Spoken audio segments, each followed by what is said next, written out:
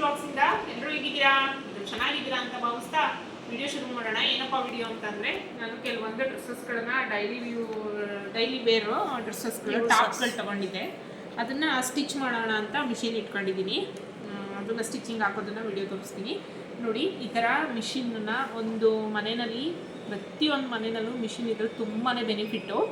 ಏನಕ್ಕಂತಂದರೆ ನಾವು ಕೆಲವೊಂದು ಬಟ್ಟೆಗಳು ಸ್ಟಿಚಿಂಗ್ ಮಾಡ್ಕೊಳ್ಳೋಕ್ಕೆ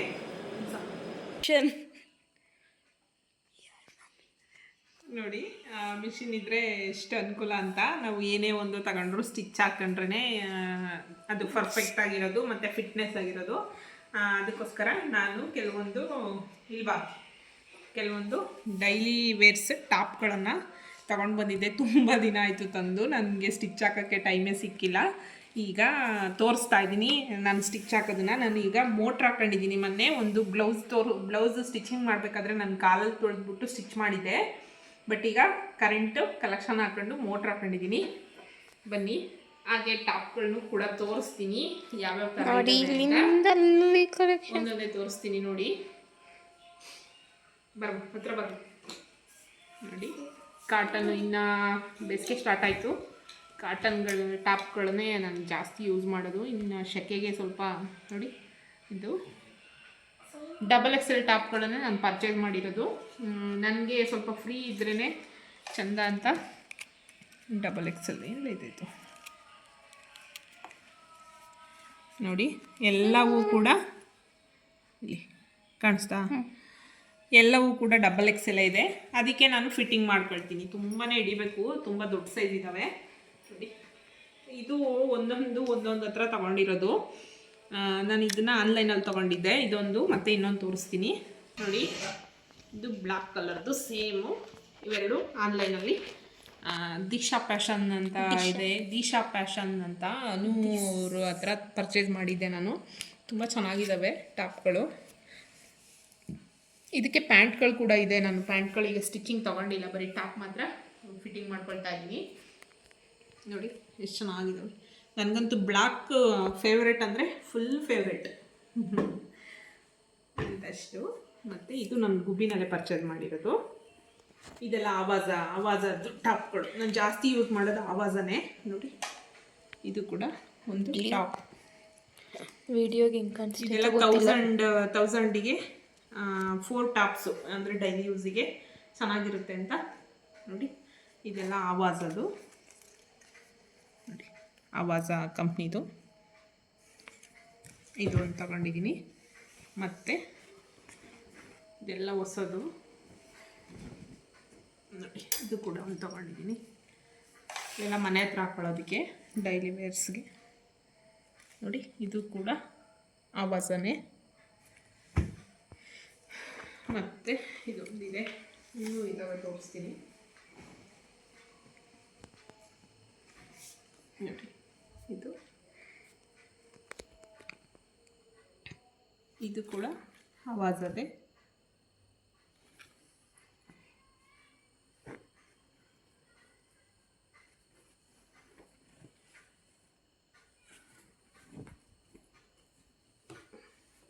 ನೋಡಿ, ಇದು ಕೂಡ ಆವಾಜ.